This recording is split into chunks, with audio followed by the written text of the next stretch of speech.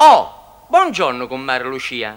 L'avete vista me compare Brasi? Sì, compare Cannalora. È inveccato in la pudina che sta giocando alle carte. Beato Iddo. Perché? Voi che state dicendo a travagliare? Dio me ne scansi, compare. Io e mio compare pensiamo sempre per le divertimenti. Che belle siete tutte ruie. Perché, compare? E che volete dire? Voglio dire che i vostri moglieri se ne vanno a travagliare e tutte ruie alle divertimenti.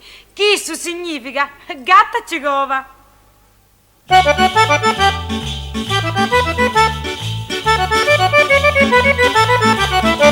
Ci sono due compari affezionati, per ciucco vecchie brasi cannalora, di loro travaglio stanno allontanati, perché natura vile li creò.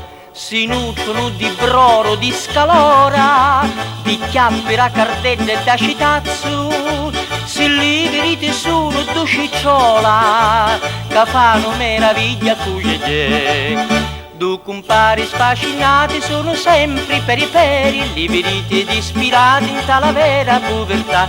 Si la fanno a pare sparo, per cacciare si li musca, che ci vanno paro paro, in tala faccia in quantità.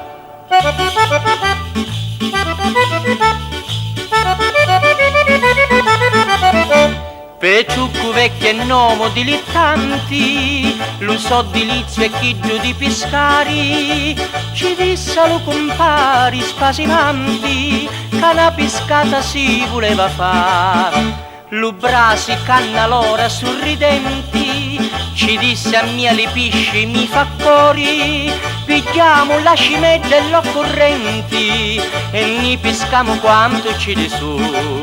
Si armano di cimetta, di panaro, lenzellisca e partero la pisca nella sua felicità. Più lasciata si incontrano con parrino con la stola, più di un tento cannalora bini di si fa.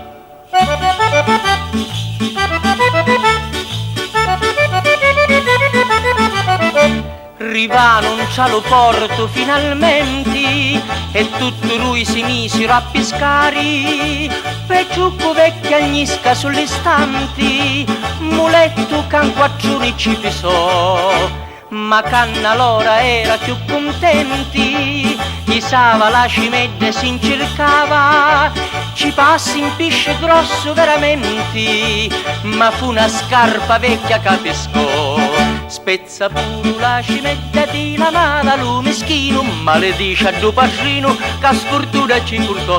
La cuvecchia l'utalia e ci dice in barabrasi, non facete che morria, mi rugna antica io.